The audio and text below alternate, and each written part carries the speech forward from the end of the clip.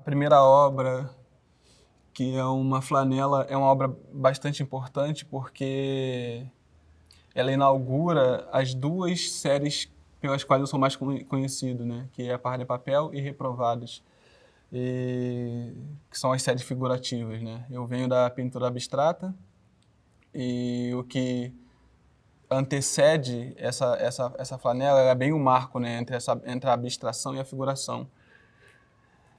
O que antecede a série Lá Só Existe com Gente, onde eu estava lidando com uma pesquisa que passava por cartografia, passava também por uma questão ali de transição, quer dizer, do período onde eu tinha acabado de me formar e essa ideia de ser artista era uma coisa ainda incerta, assim, né? Uma coisa bem duvidosa e preocupante para minha família.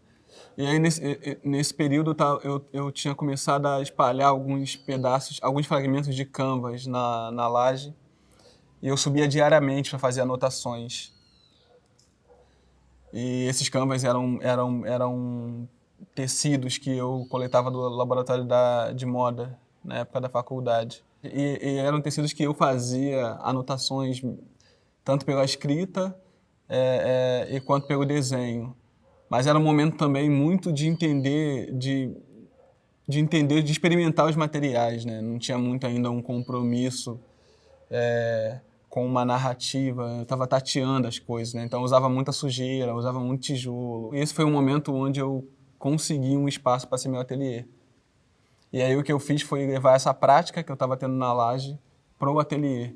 E aí eu comecei a ir diariamente para o ateliê e ainda usando os mesmos materiais, o tijolo, a vela, a graxa, quer dizer, materiais rudimentares que de alguma maneira estiveram presentes na minha vida, né? A graxa era a graxa que eu usava no coturno. O Enê era um material que é muito presente na história das mulheres pretas na favela. E, na real, eu não usava esses materiais por uma questão conceitual.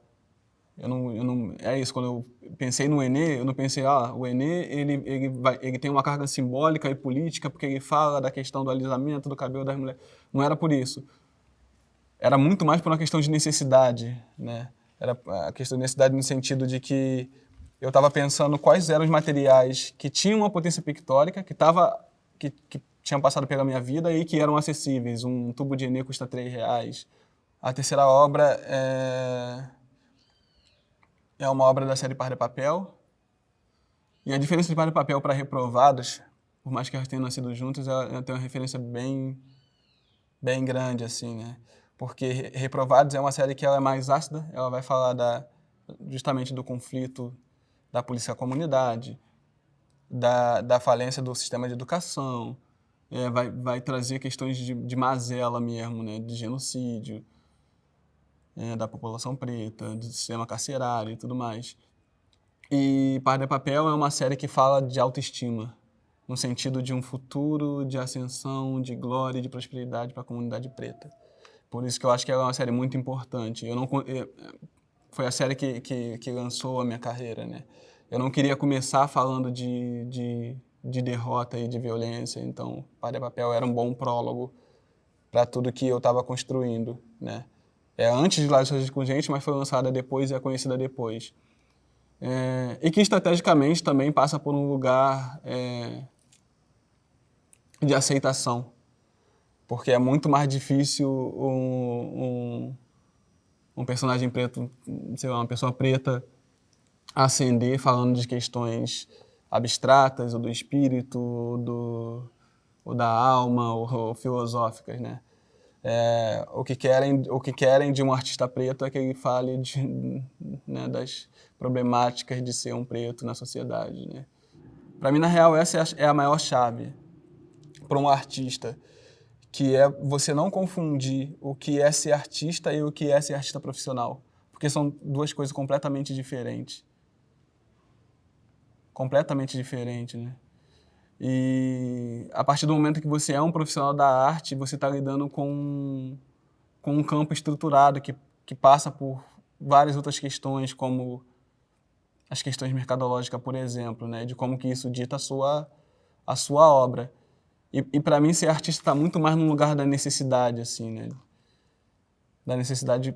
Eu sempre falo que o fazer artístico ele tem o mesmo lugar de você suar, urinar ou defecar, sacou? É algo que você tem dentro que se você não colocar para fora, você acaba adoecendo, assim.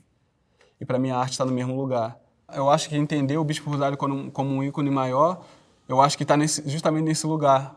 Ele era o oposto de ser um profissional da arte, né? Quer dizer, ele nem se entendia como artista. E para mim esse é o lugar mais genuíno, assim, né? Que passa também por um lugar religioso, né? De falar, não, eu tô aqui fazendo isso pela glória. Eu tô aqui fazendo isso porque é o maior demiurgo que a gente tem, sacou? Tipo, no sentido mais verdadeiro, assim, da palavra. Então, esse é o lugar, para mim, mais valioso, assim, né? No sentido religioso do fazer artístico, como um lugar de autodivinação, como um lugar de salvação, como um lugar de resistência. No tempo do bispo, essas questões identitárias, elas estavam na periferia mesmo, assim, né? Tipo, elas não eram uma coisa a ser discutida. Hoje é quase como a primeira camada.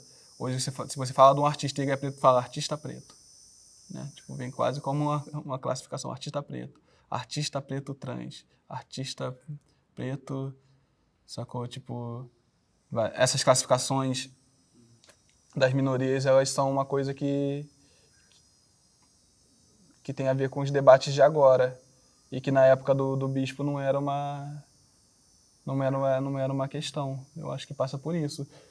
Mas isso passa por uma questão de racismo, com certeza, velado mesmo, assim, sacou?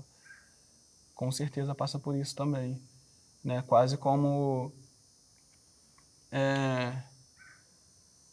chega um momento que a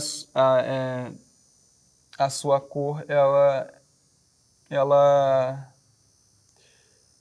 desaparece, né? Quando você alcança um lugar de elevação social, sua cor desaparece, né?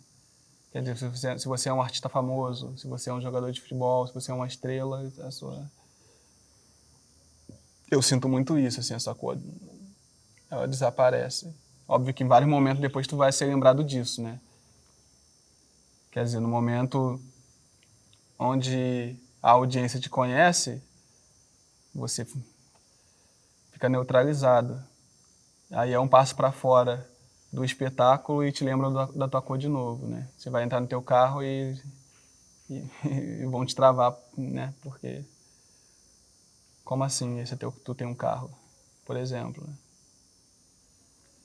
Então acho que esse lugar do bispo como um artista gênio, genial, sagrado, fez com que a negritude dele ficasse oculta, né?